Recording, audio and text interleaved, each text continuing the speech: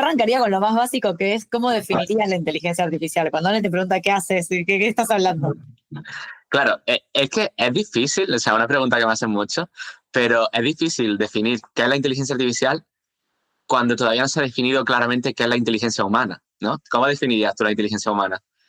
Es complicado. Entonces, resumido mucho, por así decirlo, la inteligencia artificial es aquellos algoritmos informáticos que intentan simular o imitar y en algunos casos incluso superar la capacidad cognitiva de los humanos, más o menos, pero es realmente... Superar la capacidad cognitiva de los humanos, dijiste, o sea, zarpado.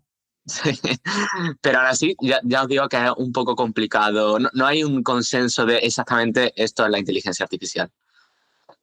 Bien, y te hago una consulta, porque antes de esta entrevista un poco nos intentamos informar sobre definiciones de inteligencia artificial y cuándo empieza este auge, y en realidad no es que nació hace 2 minutos la inteligencia artificial. La inteligencia artificial empezó con los primeros modelos de ajedrez hace más de 20 años, o sea, cuando empezaron a intentar diagramar cómo eran las jugadas de ajedrez.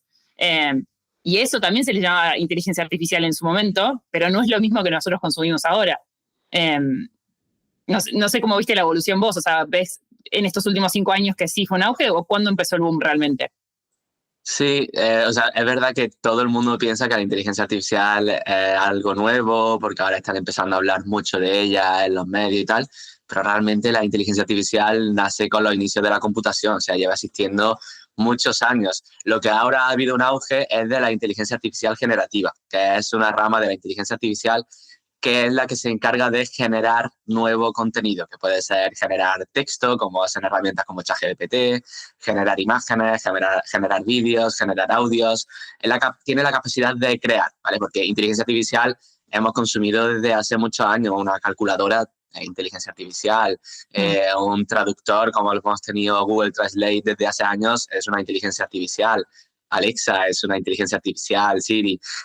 Todas estas herramientas, una herramienta de OCR que te transcribe, por así decirlo, el texto, el transcriptor del móvil, que tú le hablas al móvil y tú le vas hablando y te está transcribiendo todo, eso es inteligencia artificial. O sea, realmente llevamos utilizándola en nuestro día a día desde hace muchos años. Sin embargo, gracias en parte a DALL-E, que fue a DALL-E 2, el primer generador de imágenes que se hizo muy popular, y luego gracias a la popularidad de ChatGPT, pues cuando ha habido el boom y es cuando ha explotado un poco el tema, sobre todo de eso, de la inteligencia artificial generativa. ¿Qué diferencia hay? Es lo primero que pregunta alguien que nunca usó ChatGPT, si esa persona todavía existe, entre buscar algo en Google y pedírselo a DeepSeek o a ChatGPT. ¿Qué hace distinto? Bueno, o sea, realmente depende de si ChatGPT o cualquier modelo de lenguaje está conectado a Internet o no. Es diferente. Si yo busco algo de actualidad, ponte quién es el presidente de los Estados Unidos, que es algo muy nuevo, a no ser que un modelo de lenguaje esté conectado a Internet, esa información no la vas a ver porque tiene un límite. O sea, los modelos de lenguaje se entrenan hasta cierto punto. O sea, por ejemplo, ChatGPT, si no me equivoco, está entrenado hasta finales de 2023 y toda la información que hay de 2023 hasta ahora para ChatGPT no existe, no la tiene. Entonces, claro, esto pues lo suplen conectando el modelo a Internet. Entonces, si yo le pregunto de cuál es el actual presidente de Estados Unidos, pues enseguida ChatGPT se conecta a Bing, en este caso, y busca la información en Internet. Pues esto pasa para todo, o sea, para consultas históricas, para consultas de tutoriales, cómo crear una receta, cómo hacer ejercicios, todo eso te va a responder perfectamente porque no hace falta, no hay un conocimiento demasiado nuevo de 2023 hasta ahora.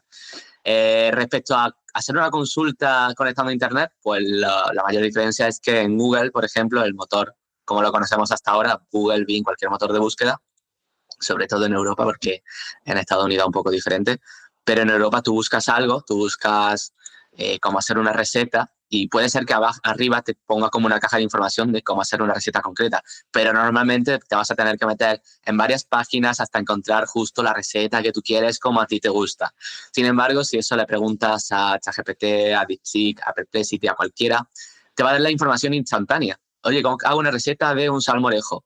ChatGPT ya te está diciendo cómo es la receta. Oye, pero no tengo tomates, ¿cómo lo cambio? O sea, es una interacción que eso con Google no lo vas a poder hacer. ¿Crees que nos estamos volviendo más vagos? Bueno, no, yo no pienso que nos volvamos más vagos, sino más eficientes. O sea, en vez de dedicarle tiempo a buscar una respuesta satisfactoria, pues si ChatGPT nos los da instantáneo, es tiempo que nos ahorramos para poder hacer otras tareas, ¿no? Si estás investigando, estás haciendo una investigación. Ahora, por ejemplo, en ChatGPT, o bueno, muchos modelos están sacando un modelo de investigación profunda que lo que hace es que mediante un poco de agente el modelo se va metiendo en muchas páginas, va recopilando información y va creándote un documento, una investigación.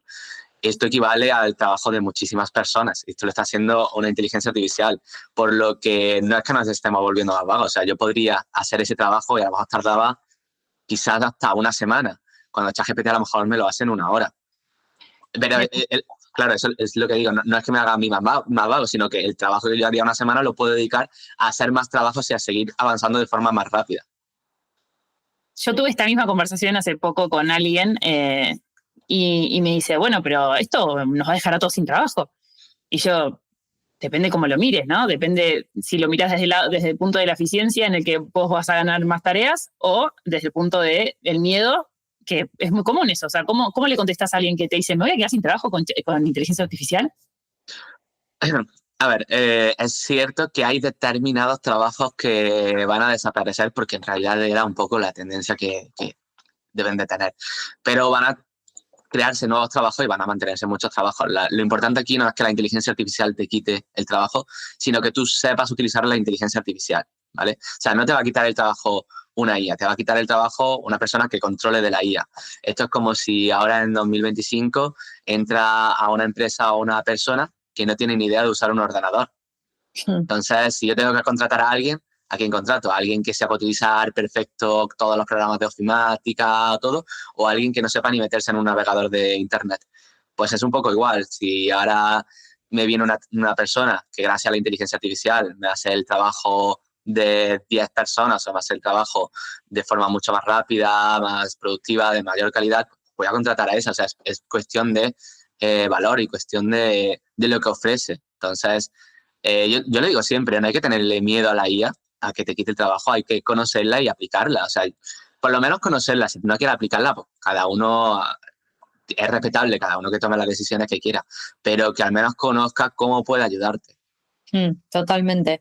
¿Y qué le dirías a alguien que le tiene miedo porque dice, uy, que no sabemos de dónde viene lo que estás poniendo ahí en DeepSeek y yo no sé de dónde sale la información, entonces a lo mejor lo uso como base para mi trabajo y era una mentira? Por ejemplo, entre los abogados se rumoreó mucho, si bien se usa un montón, hubo un momento en el que se citó un caso en un juicio y ese caso no existía, lo había inventado ChatGPT. Entonces, como se agarraron de eso, como listo, entonces todo no vale, porque entonces ahora ya dudamos de la fuente. ¿Qué le dirías a esa persona? Bueno, pues que tiene razón, que tiene que comprobar todo lo que dicen ahí por lo general, sobre todo si es para un trabajo. Esto se le llama, cuando las IAs se inventan información, se les llama que alucinan, que es que hay algo que no tienen y se lo inventan, y lo peor es que, ya no tanto, sobre todo al principio, pero si quieren hacerte que te lo creas, te lo van a hacer creer, porque van a darte motivos y van a justificártelo cuando es totalmente mentira, ¿no? Esto cada vez pasa menos, cada vez gracias a que tienen más información, a que son más inteligentes, a que ahora incluso pueden razonar sobre su propia respuesta y autocorregirse.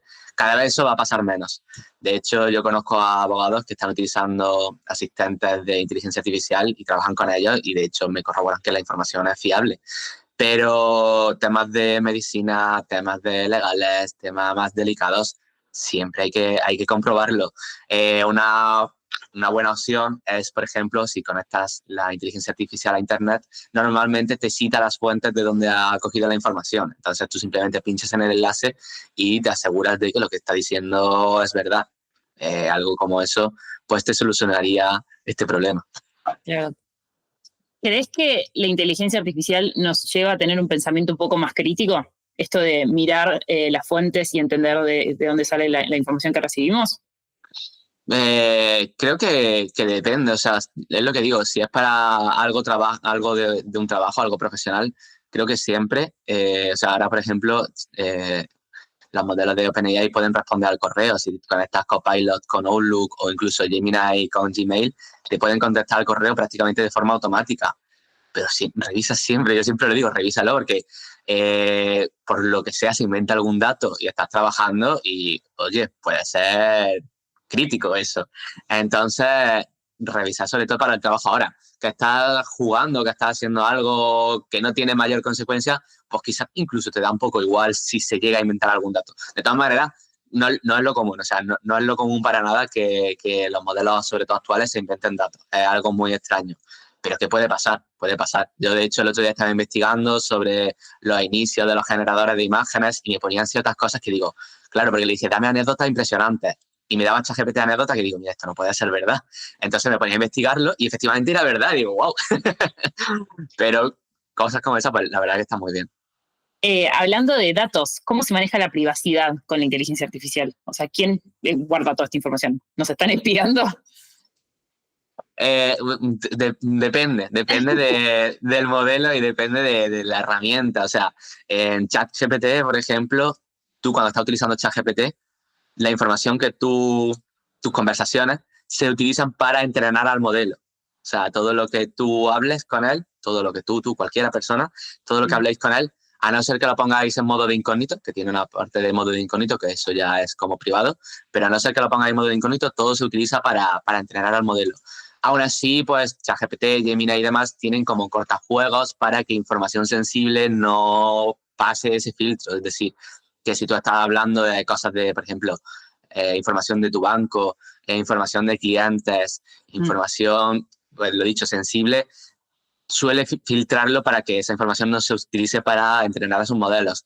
Aún así, cuidado con lo que habláis. O sea, y por ejemplo, si estáis pagando Copilot, si pagáis la suscripción de pago, también tiene un cortafuegos que evita este tipo de filtraciones. ChatGPT, de por sí, aunque no pagáis, se supone que te evita también este tipo de filtraciones. Gemini igual. Pero aún así, nadie te asegura 100%, a no ser que estéis en modo de incógnito, que algo no se llegue a filtrar. No debería, ¿no? No debería, pero hay que tener cuidado con esas cosas. Otra fuente de miedo con respecto a la inteligencia artificial, yo creo que es que sea mucho más inteligente que nosotros, y yo confirmo que hay muchas que lo son, y es así. O sea, a veces escribís algo y le decís, mejorame este texto, o cambiar el tono, y dice cosas que no se le hubiera ocurrido a una persona súper inteligente en 2 segundos, ni no hay forma alguna. ¿Qué opinas de esta gente que le tiene miedo a que se vuelva más inteligente y que no hay un límite, ¿no? Y que al final terminemos en un mundo futurista, distópico, en el que las máquinas nos controlan y que son más inteligentes que nosotros? ¿Crees que están implementándose algunas medidas como para frenar que esto ocurra? Porque me acuerdo en un momento que uno de los creadores de ChatGPT había salido, un directivo, no recuerdo su nombre, pero había salido a decir que por favor lo regulen cuanto antes, y él se fue y que no sabían cuál era el límite. Y claro, o sea, creo que hay un miedo más egoísta de, va a ser más inteligente que yo y hará mejor mi trabajo, pero un miedo más genérico de, bueno, ¿qué pasa con estas cosas que estamos creando que piensan mejor que los humanos? Claro, a ver, como herramienta de inteligencia artificial, desde el inicio, ya hay herramientas más inteligentes que los humanos desde hace mucho tiempo en según qué ámbito. Es decir, una calculadora seguramente sea mejor matemática que prácticamente cualquier humano, una calculadora científica. En según qué ámbitos ha habido ya IAs que son más inteligentes que los humanos. Lo que la gente le tiene miedo es a la inteligencia artificial general, que es cuando no sea solo en un ámbito, sino que sea general, ¿no? Que sea más inteligente que nosotros en prácticamente cualquier ámbito. Y va a llegar, ese punto va a llegar, no sabemos si este año, el que viene, dentro de 5, pero llegará un punto en que la IA pues, sea más inteligente que cualquier humano y ya de ahí para arriba. Y bueno, sí se está investigando, o sea, quizás ese es el mayor miedo de la IA y que los gobiernos le tienen, sobre todo en Europa, que está muy regulado y eso. Y aunque haya mucha investigación y tal, llega un punto en que no podemos prever qué va a pasar. O sea, es como si, por decir un símil, como si una hormiga intentase prever lo que va a hacer un humano.